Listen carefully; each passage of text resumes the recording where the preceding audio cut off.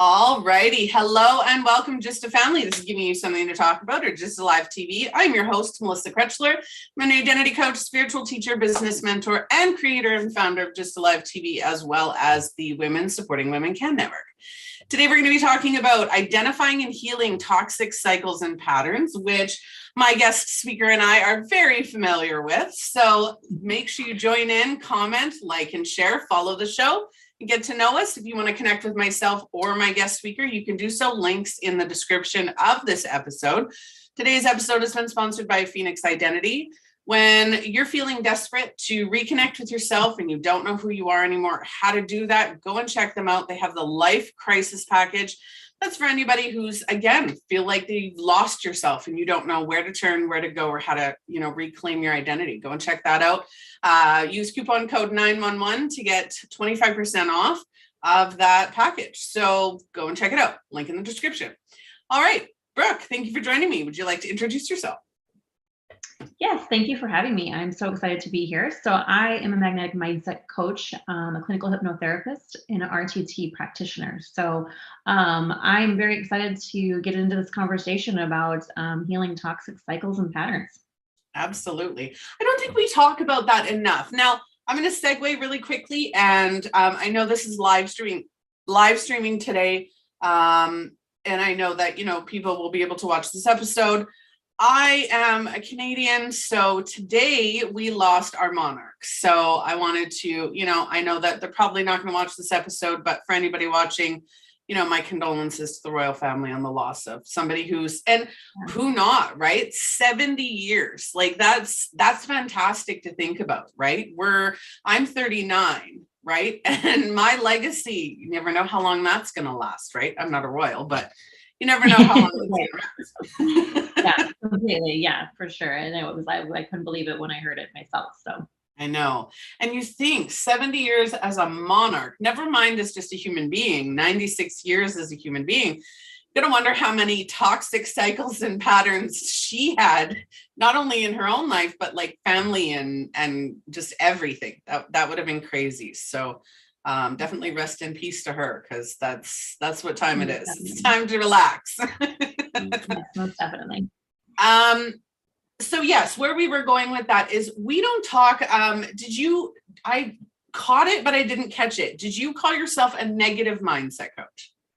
No, positive. So magnetic. So magnetic. Okay. Definitely not negative. Who would want to be negative? No. I actually, when I first started coaching, I called myself a positive mindset coach because that's what I did, right? Positivity. It was the positivity coach, right?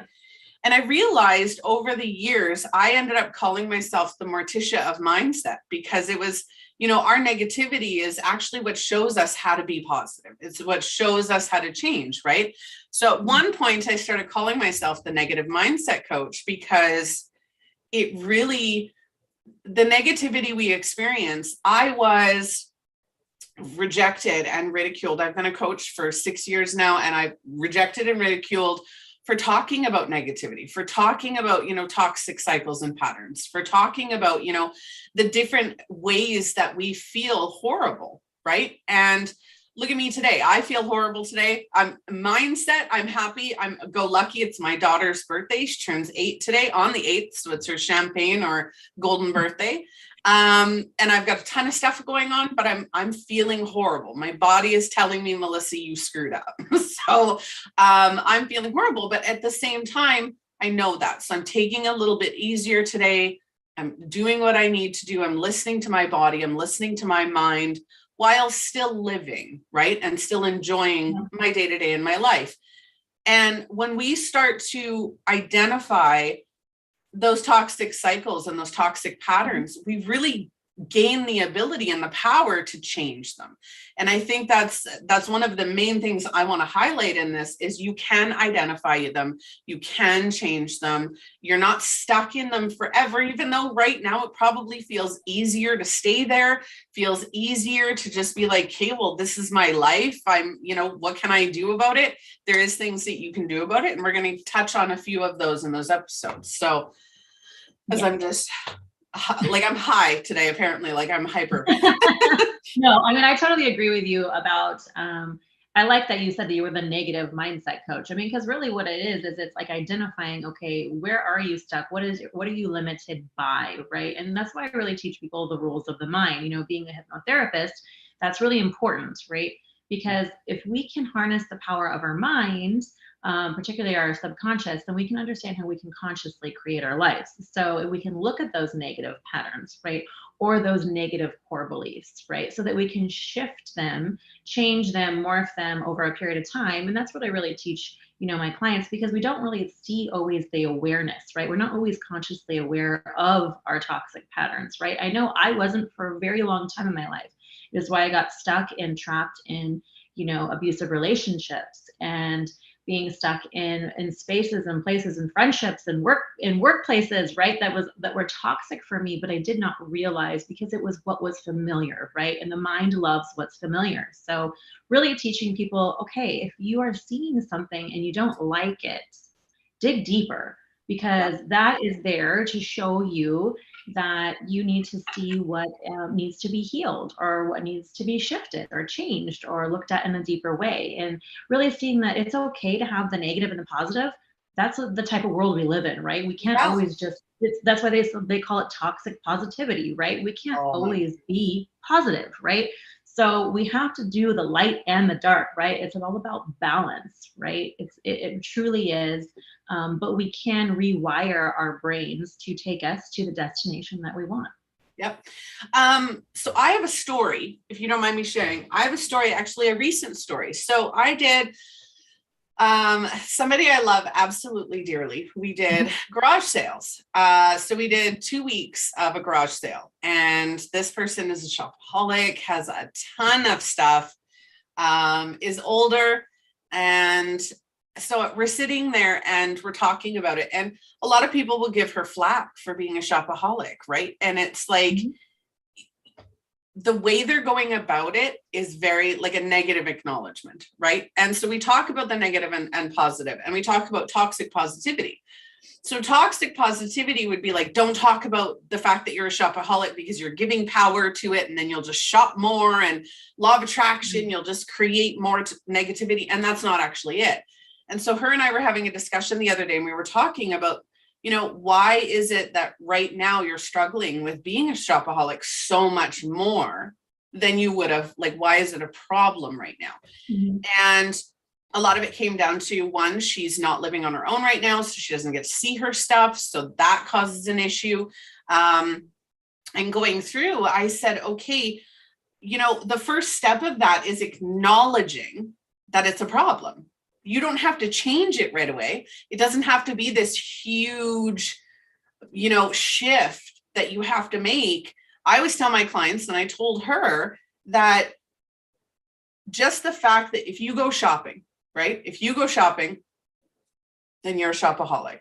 And you turn around and you see something, she loves thrift shopping.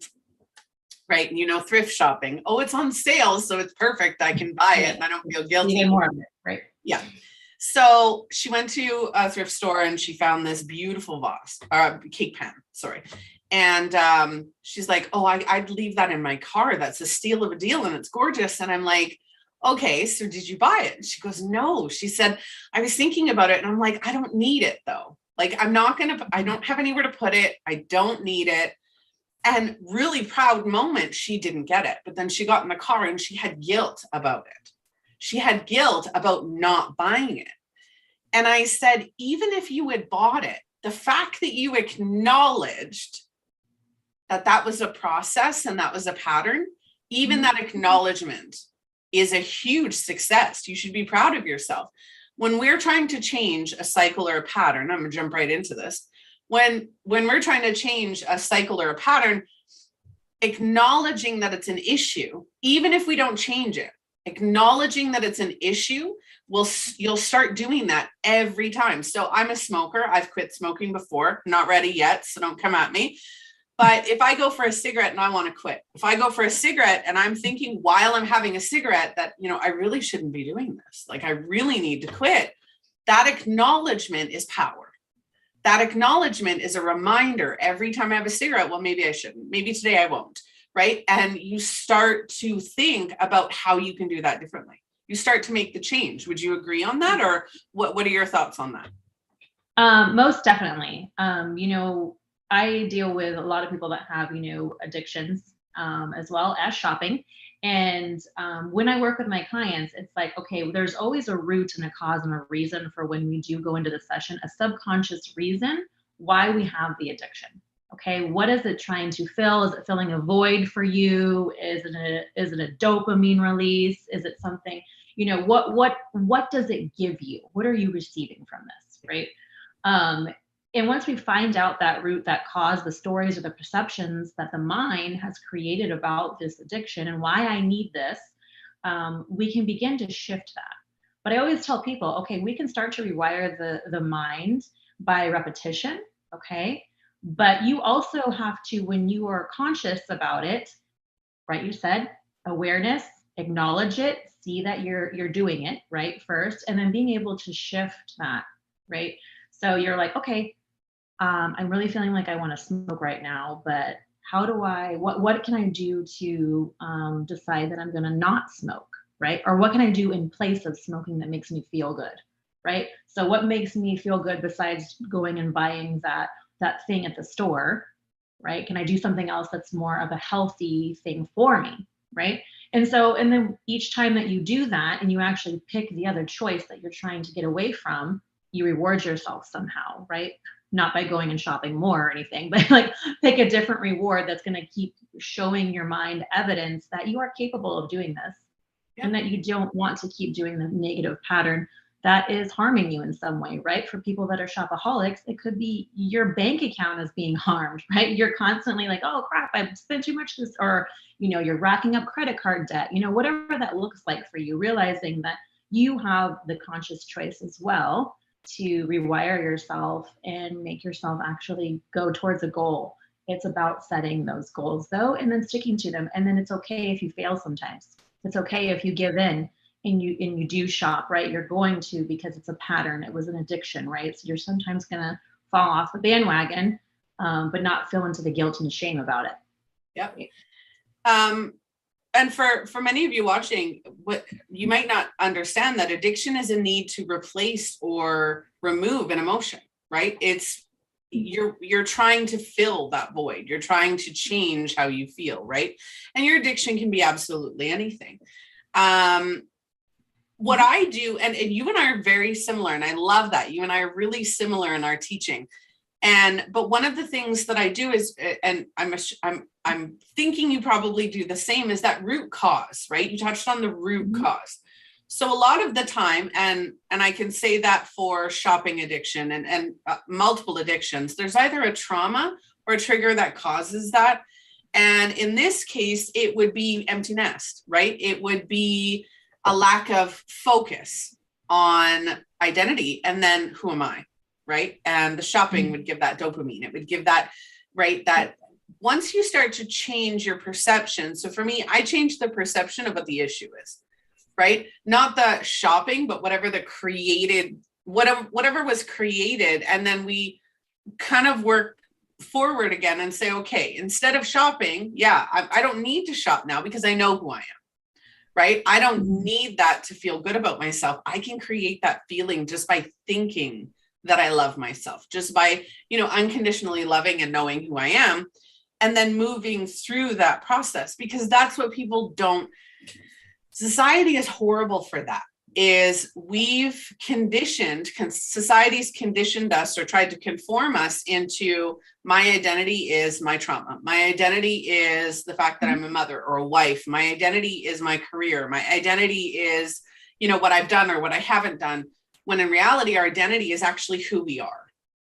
It's not our titles. It's not our roles. It's not our traumas or our experiences. Our identity is who we are at our core, what we love, what we like, what we dislike, how we think and how we feel. That's our core identity. And people forget that and they don't know how to do that. That's why for a Phoenix Identity, when I did the life crisis program, it was like, hey, everybody talks about midlife crises. That's a cycle, right? Midlife crisis isn't a midlife crisis because, oh my God, you just automatically have one when you hit 40. No, what it is something's changed. So either retirement, your children leaving the home, a breakdown in a relationship, maybe your partner died or you've separated or whatever it is.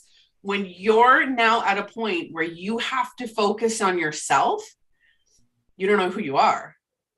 That's a life crisis. That's when we start shopping. That's when we start, buying the sports cars. I don't know how many of my husband's friends have bought Corvettes in the last 3 months to a year. Everybody's bought a Corvette and they're like midlife crisis. And I'm like, no, that's fun, right? Because most of them know who they are. But again, it really just depends. Yeah, I think a lot of it is distraction, right?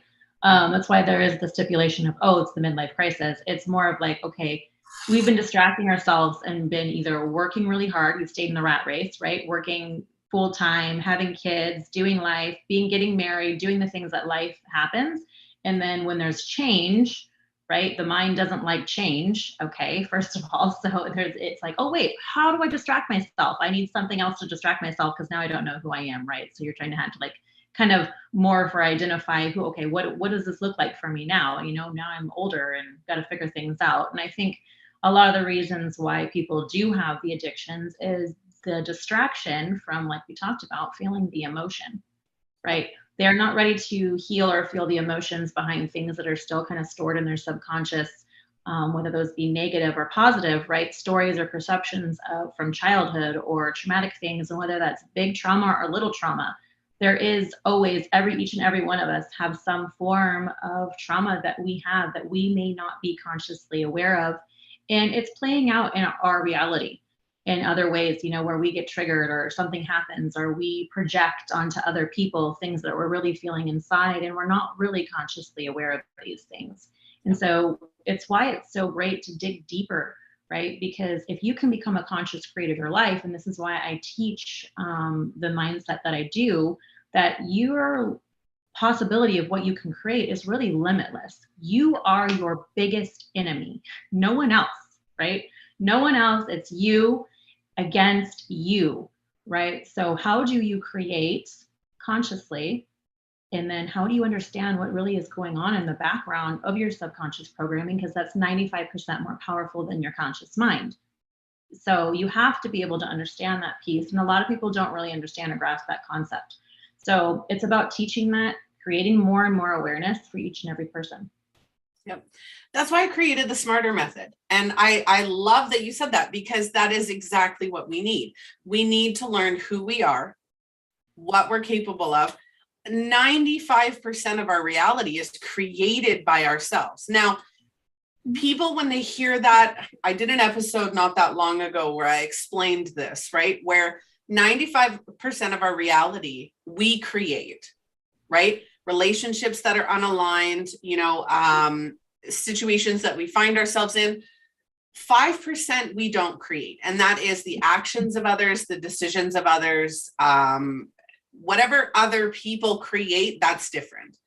But if we find ourselves in a relationship that's abusive or unaligned or just doesn't feel right, we've created that. Now, we haven't created the abuse, but we've allowed ourselves to get into that position. Now, there's no shame, blame, or guilt in that. So bear with me for a minute, anybody watching or catching the episode. But what that means is that you had the power to create that. You have the power to change it, right? We create it. Now, most of the time when we create that, it's a lack of understanding of who we are. So let's take domestic violent relationships or abusive, whatever they look like, right? If we find ourselves in an abusive relationship, that usually stems to vulnerability, a lack of understanding of who we are, a lack of understanding of what our ideal relationship should be or could be, a lack of self-worth, self-esteem, all of that, right? Or even, you could have the most beautiful person in the world, male or female, who outwardly looks like they absolutely unconditionally love themselves, but they hate themselves inside and their self-worth, right? And that's where we do make those decisions, because that's how we feel. Yeah. We make decisions based on our feelings, right? And toxic cycles and patterns go the same way, right? We create those based on what our mind is telling us, based on what our triggers are telling us. Our triggers are our emotional responses to what our brain is saying in the background, right? You're not worthy. You just said something and that made me feel unworthy. No, I already felt unworthy. So what you said shouldn't have hurt me, but because I'm feeling unworthy, it hurt me. Exactly. Yeah, it's a projection piece. I know, everything you're saying, I really feel into, because that really was my story, right? And I didn't realize how much that, I could have changed and shifted things if I just would have been consciously enough aware to do that, right? Yeah. But what I was doing was living from a place, because I had been wounded as a child, right? I was raised by a narcissistically abusive father. So I was shown a traumatic part of and model, right, to come from, right, and what it felt like not to feel like I was enough, or I could never live up to my father's standards, and I was just wanting to be loved, and I was chasing that love and affection, right? And I still did that into my adulthood until I realized what I had been raised by, right? But I was also trapped in a religious sect that was controlling and abusive and all of these things, and I didn't realize it. So I was surrounded by that, then got trapped into a marriage that was all the same things, and wasn't able to see that. But you're right, I had enough awareness to say something's not right. I could have listened to my intuition and said something's not right, I need to break free from all of these things. And then once I did, right, that's when I began the healing journey of seeing into, oh my God, that all of this trauma and this abuse and the way that I was raised really created how the cycles that I got trapped into. And the reason why I don't have the self-worth or the self-love or the ability to think that I deserve more of a better relationship than an abusive one, right? So kind of seeing those things with more awareness, and then you're starting to unravel all of the damage and all the pieces of when you allowed all of that to happen. But I lived as I was a victim. Okay. But it wasn't, I was the victim. I was allowing those things. It was like owning the responsibility of what you allowed, right? You could have said, this is, I'm not doing this. I'm going to change, and I'm going to not accept this anymore because this is not normal, right? But you only know what you know in those moments. And so you have to just realize, okay, I did the best I could in that moment. Now I know better, and I can move forward and I can do better. Yeah, exactly. I always tell people that there is no failure. There is no mistakes. You did the best that you could with the knowledge that you had at the time. That's all we can do, right? And beating ourselves up about past situations or putting ourselves in those toxic cycles or patterns is counterproductive, because every time we find ourselves in a traumatic situation or an event, or, even somebody saying something to us, we're creating more of that toxic cycle and pattern. As a child, as we're growing up, every time something doesn't go right, and even I said it on yesterday's episode, or I said it on a recent episode, is, how many of us have forgiven that child, right? I wanted to be a vet when I was younger. Can't do it. There's no way in hell. I'm way too squeamish. I couldn't do it. Was I able to, say sorry to that child who I taught that, I didn't follow through with that, right? So every time something doesn't work the way we imagine it or envision it, it's a ding to our confidence. It's a ding to our worthiness, right? Every little thing that we allow to ding our identity just keeps pulling it away from us. In a sense, right? We're giving more power to all of those dings, and then we lose our personal power. We lose our ability to say, hey, I'm great. I'm good. I love myself. Do I like this? No, but I have the power to change it. Yes. Yeah. It's in every moment. I always tell, anyone that I encounter, in every moment you have the power to react, respond consciously, or you can revert back to old programming, right? You can revert back to the way that you were conditioned, or you can revert back to how you showed up the last time, right? Or you can stop and reflect and respond rather than react to any type of situation, right? And I had to learn that the hard way, I would say, because, I had a lot of complex PTSD from the years of abuse. And I saw very quickly with my new awareness of how I responded and reacted from pieces and places in the past rather than the present moment. And so I lived a lot of my life from the past, right? Past trauma, past that type of stuff. And so once I realized that and shifted that, I was able to say, I am allowed to act from a different space in this moment because this is a present moment right now. And this situation may feel like it's a situation from the past, but I still can choose to react and, differently than I have before. And Yep. so taking that time for reflection, stopping and realizing, okay, slow down, slow down and see what this is all meaning for you. Because then that's going to create even more shifts and changes in the way that you're creating your reality. Yep. Somebody once mentioned rear view mirror versus the windshield. The rear view mirror is so small because you're only supposed to look back at bits and pieces. And the windshield is so big because it's unlimited potential, right? What's happened behind you has already happened. And I like to think of it as when we're living toxic cycles, toxic patterns, toxic, negativity, because there is toxic negativity and toxic positivity.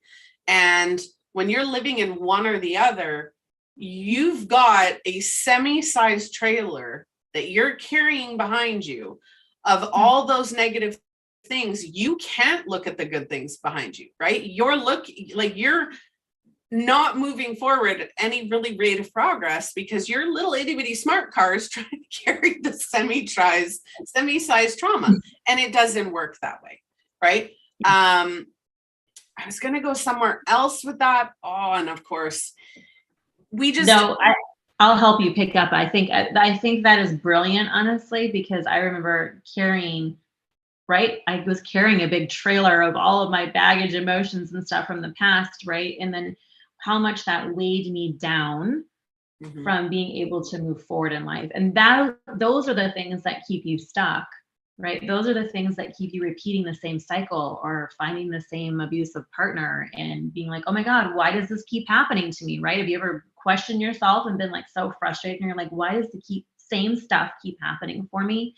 And it's really there to show you, it's like your greatest teacher, right? It's there to show you that, you got to release some of that baggage that you have from the past so that you can stop recreating the same scenarios in your life or finding the same partners or the same friendships or, whatever that is for you, right? Holding on to anger or emotions in your body that are trapped. All of these things, it's just the way that you can evolve into really the individual that you came here to be. Just writing down a couple notes. We did the other day an episode called The Weight of Depression. And I had Googled depression prior to that episode while I was naming it. And I Googled depression and the definition. And there's of a person, of a place, and of an object. And I think that the of an object is more feasible to humans than it is anything else. So it said of an object or part of an object in a physically lower position, having been pushed or forced down, right? So you think of look at a keyboard, right? If you have a keyboard, because most of us have keyboards, if you have a keyboard and you press one of those buttons farther than it goes, it's not going to pop back up. You've depressed it, right? Yeah. And the weight of depression is all of these things that are piled on top of us that we have a horrible time trying to get out of it, right? And even people who are, seemingly very positive and happy, right? There are days where I'm borderline depression, right? Where I feel depressed on a specific day because maybe it's just that day that I just need to reflect on all of the crap from the last month and I need a day to just work through it, right? There's nothing wrong with that. That's that polarity. That's the positive and light, the, sun and moon. We need those days, right? So it's not every day that we're going to be on that fine level. We do balance through that and have up and down days. So let's get into the different types of, toxic cycles and patterns. Now, we have already touched on one with relationships. So obviously getting into the same type of relationship over and over and over again, that is a toxic cycle and pattern. Now, I want to segue really quickly because I should have started with this before we went into the types, is that a cycle and pattern is a lesson that hasn't been learned, right? It's something that's continually showing us that we need to change something, whether that be our subconscious, our conscious, our mindset, our perception. We have a lesson we need to learn to be better, smarter, braver, more loving. And that's what the repeated cycles and patterns are telling us. Hey, you need to start loving yourself in order to get out of, this cycle. That's what they are. So I wanted to clarify that first. Would you agree with that? I would wholeheartedly agree with that. Yes. Just to give people an idea, right? Because I'm jumping. Yeah. So no, yeah, it's definitely something. I mean, it's there to show you. Mm-hmm. So again, we did relationships, right? You've experienced your own, where it was that toxic cycle of relationships, right? Father, husband, and once you figured that out, then that cycle stopped. There is addiction. Addiction is a toxic cycle and pattern. Now, addiction, like we mentioned before, is a need to replace or remove an emotion. That's something that's gone unprocessed, right? And something that hasn't been healed and the perspective hasn't changed. Mm-hmm. So you're still living in that need to remove or replace. Shopping, right? Shopping addiction, right? But even shopping, and it's not an addiction. When you are looking for outside sources to fill your cup, to make you feel happy, to make you feel whole, that is a toxic cycle and pattern as well. Yes. When you're seeking that hit of like that dopamine, where it's like that you're constantly needing that to be happy within, then that's something that's toxic, right? Because you should already be happy within, and then shopping should just be something that you get to go and do every once in a while. It's not like you get, of course there's a reward in it, right? But it's not like you're seeking that all the time, like that you have to, like I can't live without this, right? Anything that you say I can't live without is something that you have an attachment to, right? Mm-hmm. And so that's what I always teach, like, oh my God, I can't live without that. When people say that, I'm always like, can't you? Yeah. So, reflect on that, dig deeper there, right? Because there's probably something that you have an unhealthy attachment to, right? Yeah. And a lot of people do that with, even in relationships where they idolize their partner, or they're so attached because they have an anxious attachment style, because of past wounding and stuff. So looking at things like that, being able to really see, okay, how am I showing up in every way? Yeah. Look at your nails. So you've got your nails done.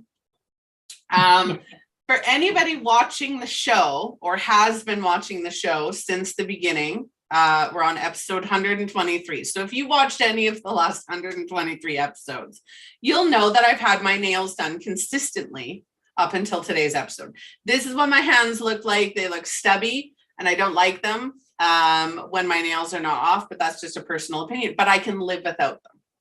Yeah. Right. I don't get my nails done because I have to. I get them done because I like to. It makes me feel good. It makes me feel pretty, but I love myself regardless. It's not something I have to do to make myself feel good. It's a perk. Yeah, exactly. Right. Right. And I think that there are healthy perks, right? Where, like you said about shopping, right? Where you go shopping. I got a gift card the other day and I bought the hugest standing gnomes ever. I have a mild gnome addiction, and I'm just like, I have a mild gnome addiction. This is one of my favorite ones. My best friend got me this one. Only one in my room. But I have this mild gnome addiction. So I went to the store and I'm walking around the store. I've got a $40 gift card that I got for Christmas that I'd never spent yet.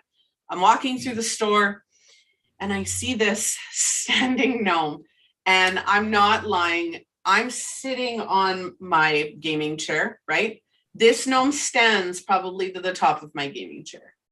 Yeah. And I'm looking at it and it says spooky and it's a Halloween one. And I was just like, yeah, okay. Grabbed it, I'm smelling the candle. There's like a gnome candle. It's white pumpkin.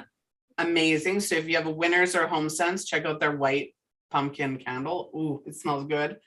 And I left that one. And then I looked to my right and I noticed another gnome. That's same thing. Super tall. It says harvest. So obviously it's for Thanksgiving. And I was like, Kate, I'm going to get that one too. So one of them is covered by my gift certificate. One's not, right? So I'm walking through the store. Earlier, I had seen a wallet that I absolutely adore. I didn't end up buying it, kind of kicking myself because there was only one. But I'm walking through the store and I see 6 Halloween gnomes. They're like this big, not super huge. And I'm looking at them and I'm like, I could get all of them. Right? I'm thinking to myself, I could get all of them because I have this gnome obsession. And then I'm like, no, which one would I prefer? I can either get the 6 little ones for the same price as the 2 big ones. I'm like, you know what? I like the 2 big ones. So I walked through the store, saw a bunch of stuff that I liked, and I just kept going, went to the checkout. As I'm at the checkout, I'm like, I have to have that candle. The smell was just heavenly. So I went and got the candle, and that was it, right? And the limit, I felt good.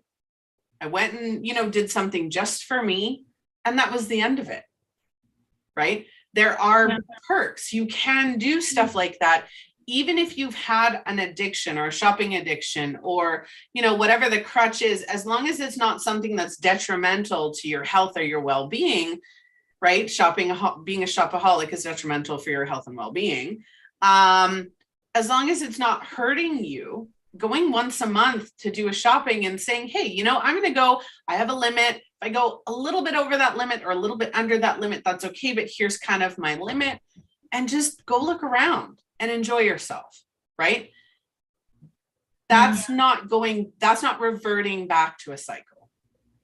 Exactly. Yeah. I think it's about balance, right? I think, and then it's like, then you're like, oh, if I have this addiction, I can never do this then because it's an addiction, right? No, it's about balance. Like everybody knows you're going to eventually shop again, right? It's just about being able to say, I'm not doing it because I have to, or I need to, right? And I'm not like doing it so obsessively or whatever that looks like, right? So I think there is such a difference. And there's such a wide range of things that you can be addicted to or that you need to do or feel like you have to do, right? And again, the key is always balance with certain things. If you see that you have an unhealthy attachment or an addiction piece, is just seeing, okay, how do I balance this? How do I show up differently? And then what can I do to make sure that I set those goals and then I achieve them, right? Yep. It's like people with dieting, right? You can get into a toxic cycle dieting, right? Where you go on this rapid, crazy diet, you're all for it and you do it and then you binge and then you're back and forth. Where, I've always been anti-diet, most fads. And again, we did an episode a couple of weeks ago where the woman said, most women are protein deficient. And I said, hey, that's not that hard. I could add protein to my diet while still being able to eat whatever I want, drink whatever I want, as long as I'm adding enough protein to make myself healthy. And I did it. And I realized while I started adding that protein that it was actually, I felt better. Right. And I craved different things. So getting rid of some of my sugar addiction, some of my junk food addiction, slowly getting rid of those because I actually felt good. Yeah. And there was a huge difference, right? So self-worth, confidence, relationships, family cycles is a big one, but not just, we're going to be doing an episode on this another day, is generational, right? Generational cycles or family cycles where it goes from mother to daughter or father to son or father to daughter, where we're taking on those cycles of our parents. Yes. I mean, I am definitely a poster child for that. That's the reason why I said this stops here with me, right? Generational trauma is not going to continue down this line. I have 2 boys of my own, and I began to see that, the way that my parents modeled their behavior, I learned from that, right? you take in all of those things, and then people are always like, oh, you act just like your mother, right? When they have that saying, well, probably because you are, right? You're modeling your parents' behavior, and then you're actually doing the same things to your kids that you hated that your parents did, right? So you're passing down that generational trauma. I was lucky enough to be able to wake up to that and say, okay, this is where this stops with me. I'm not going to pass this on to my children. I'm going to show them how to deal with their emotions. I'm going to show them how to create healthy boundaries for themselves, to love themselves, to know that they're accepted no matter what they do. It doesn't matter what grades they get. It doesn't matter how they show up in life. They are good just the way that they are, right? And I think that's what's so important in society today, that we're not doing that to our children. We're not awake enough to the fact that we might be passing on that trauma, right? So it all comes down to, how are you showing up for your family? Are you healing yourself in your patterns? Because everyone has them. If you think that you don't have them, then you're delusional. you are delusional, and you need to wake up to the fact that those are present, and that you need to see how you can change how we keep the next generation from acting, right? So any other types of cycles and patterns you can think of that we haven't already touched on? I would say fear is a big one. Yes. A lot of people, it's an innate thing that, because we are from our ancestors, right, is already being programmed to be in survival, right? Okay, that's what our mind's job is, to keep us safe. So a lot of the times, if we can get stuck in that survival part of our brain, we live from a state of fear. Okay, and that is an addiction. We want to take ourselves back to the fear or the chaos or whatever that looks like, and then our mind is wanting to take us back there, right? And if you have a fear, if you live from fear and anxiety, and worry and all of those things, that stems from somewhere. Okay, or if you have fears, a lot of people have fears over some pretty wild stuff. Okay, where did that story or that perception come from, that you have to be afraid of that? Right? There's always a root or a cause. So understanding that is the case, but also being able to regulate your own nervous system, right? So you can get out of the fear, you can get out of the survival state, this repetitive cycle that you constantly are in, right? What do you get anxious about? Are you getting anxious about the same thing every time? Where does that come from, right? Being open to understanding and discovering more is really key. One of the ones that I just thought of, identity, of course, identity.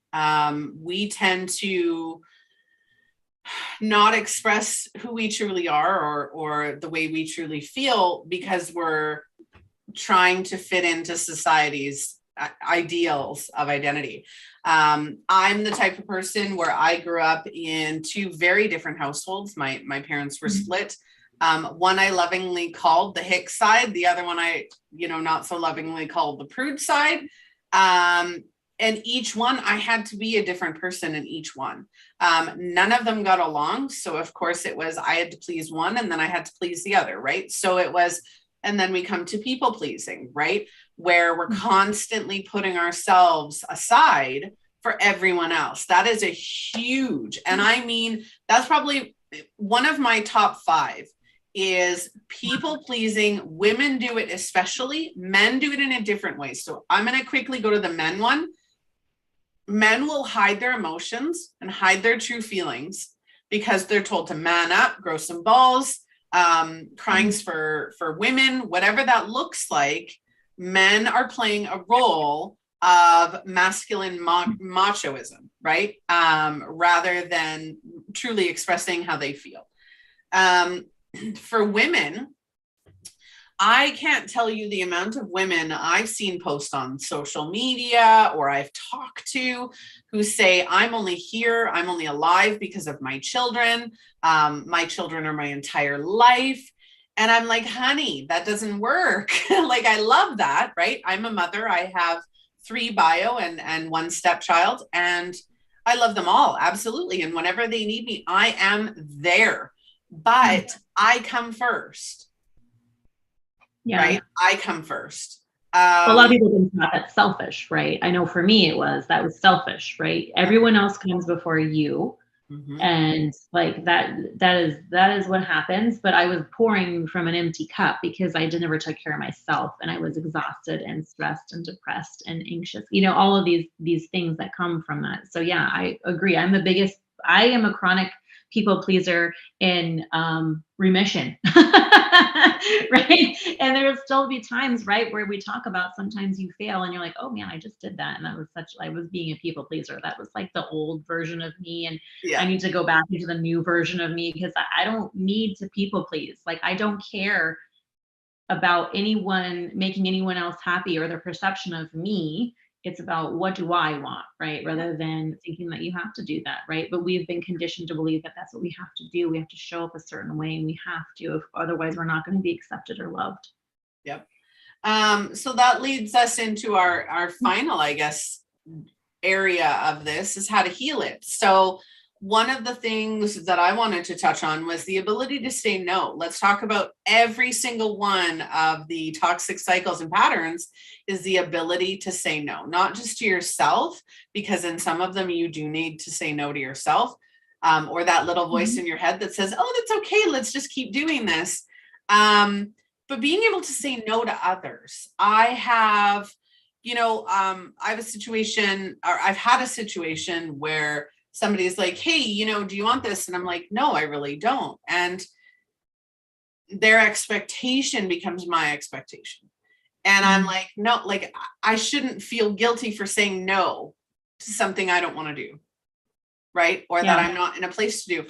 Now, understanding that when you're able to say no, when you're breaking those cycles and you're breaking those patterns, there are going to be people who fight back because they're not used to you being a better version of yourself.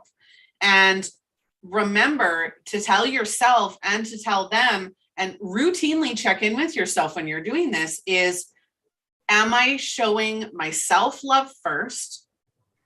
And how can I say no and put myself first while still showing that other person love, right? We don't have to, and I've seen women and men do this where they're trying to make that change to a healthier version of themselves and they turn into an asshole. Pardon my language, but they do, right? They turn into a very aggressive, very demanding and demeaning version of themselves in the name of putting themselves first. And that's not how we do that, right?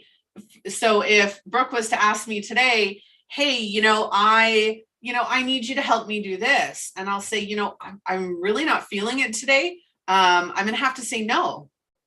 And if Brooke freaked out, that's not on me, right? I'm not saying, no, I don't want to do it. Why would I want to do that? It's no, I'm not feeling it today. I'm going to have to say no. And if Brooke reacted the way most people, and I quotations, because not all, but quite a few people would be like, well, why not? I would do it for you. And I'd be like, you know what? I understand that. And I appreciate that you would do that, but I'm not in a position to do that right now. Right. And just, it's not, even letting go of relationships. That's a huge one. Letting go of relationships, doing the same thing. I love you. I'm sorry, but this is not working for me. And I need to do what's best for me. And it's not fair to you to be, in this situation when I'm holding resentment and anger and I'm being triggered because I'm just not feeling it. Yeah, that's so true. It's like sometimes I have to recognize, okay, where can I set my boundaries, but also do it in a loving way, right? Which you can do both. You don't have to be the asshole, like you said, right? You can do it in a loving way where it's just like showing people, hey, this is how I'm showing up now. And they're either going to accept it or they're not going to accept it, right? And then you kind of know who your people are, right?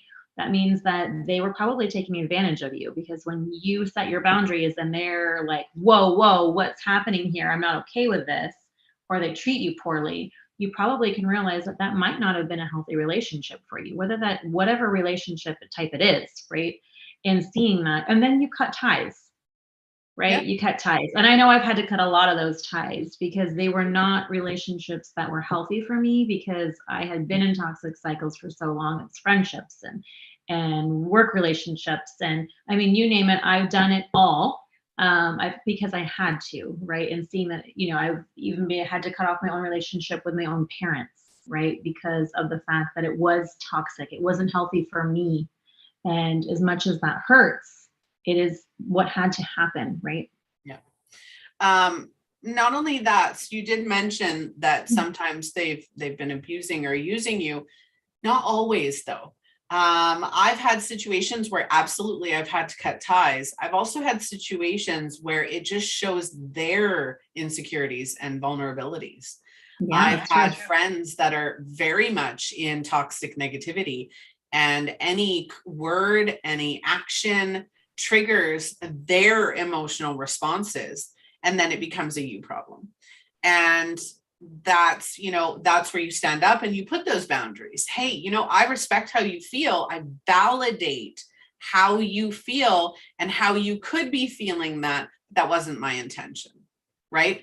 And that's taking ownership for what you've done, but also giving them back ownership of their reaction, because reaction is emotional, response is logical, right? That's what we're trying to get here. Most of the time we want to respond versus react. Yes. Reaction. Emotion always wins over logic. That's emotion always wins, right? And if we are emotional creatures, which by women, we usually are more emotional than a man, right? We have to really be able to say, okay, how can I balance my emotions so that I can keep the logical side of my brain intact when I'm in these type of situations, right? Yeah. And that's what leads to 90% of relationship issues or communication issues. Yeah. Is somebody gets emotional and they run with that. So toxic cycles, I have one. And one way that I got out of it, let's talk about romantic relationships. So I wrote a book called On My Way to Us, and it's all about my story of my past relationships to my marriage now.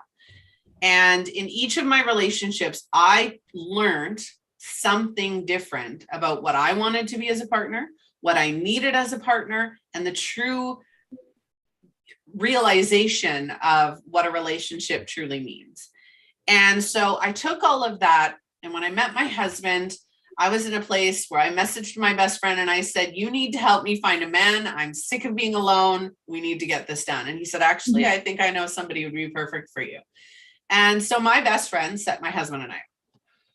And I had been in relationships, and I also have a PDF if anybody wants this, for the 7 most damaging relationship issues. Trust me, it's a good one. It used to be titled the 7 ways you're destroying your relationships, but I needed to be a little bit nicer.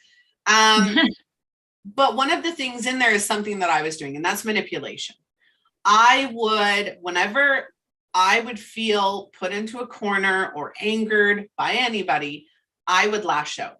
And my logical brain would be gone. My emotional brain would be front and center, and it would be, Melissa, you have no feelings for this person. You don't care how much you hurt them. Your goal is to hurt them worse or just as bad as you. That was the goal. There was no other thought. So when I got with my husband, I said, I'm not doing this anymore. I'm not going to do that. And so what I started to do, and you can ask all 4 of my children, when I am getting pushed towards my limit, and I do have a limit, when I'm getting pushed towards my limit, I say, okay, I need a timeout. If you don't back off and let me have my timeout, I'm going to say or do something that I'm going to regret. And I don't want to hurt you. I just need you to leave me alone right now. And I will put myself on a timeout. And when I do that, whether it takes 20 minutes, whether it takes 8 hours, depending on how far you've pushed me. And it is possible to be pushed. People do push your buttons just for the sake of pushing your buttons, especially your loved ones. So when I get to that limit, I take my break, I do what I need to do. And by the end of it, I've worked through how I feel. So I'm not putting my emotions on you because I've worked through them. I go and I have that conversation and I say, hey, this really bothered me, right? Because we're taking responsibility for the way that we feel, the actions that we take, and our triggers. This really bothered me. And I understand where you're coming from. Let's have this discussion now. And you logically do it, right? That's one of the ways to get rid of those cycles and patterns, is to time out. Just give yourself a timeout and let your logical brain take over again. Yeah, you have to. Like, it is absolutely necessary. I learned that very early on in the healthy relationship I'm in now, which is the first healthy relationship I've ever had, truly. And so I realized, oh, I have to take a break, because I'm an emotional being, and my emotions were never regulated. So, and I never knew how to do that, right? So it was a learning process, and realizing, okay, you have to take a break before you respond, or otherwise you're just going to react. You're going to react from your old way of being, and you don't want to do that. So taking that moment, that breath, right, helps you come back to the present moment rather than reacting from the past. Yeah.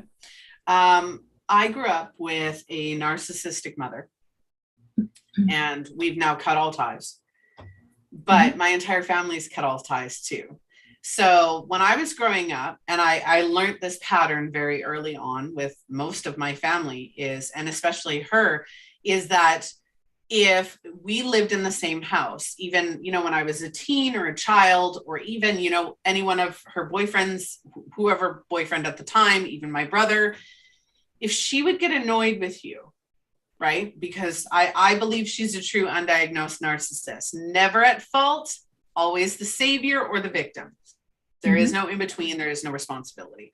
And so what she would do is, when she was annoyed with you, she would nitpick at absolutely everything. And she would do it in a way that,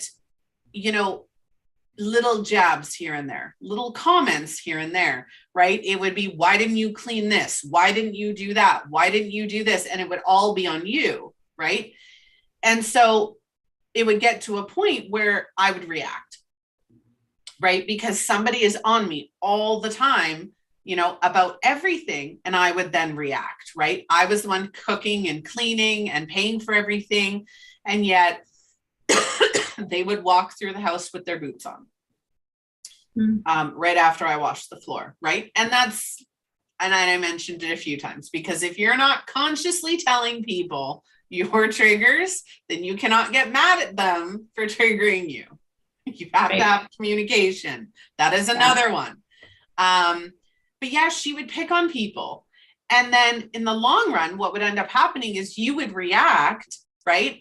So she would very quietly, very calmly go at you for not doing something, or doing something that she didn't like.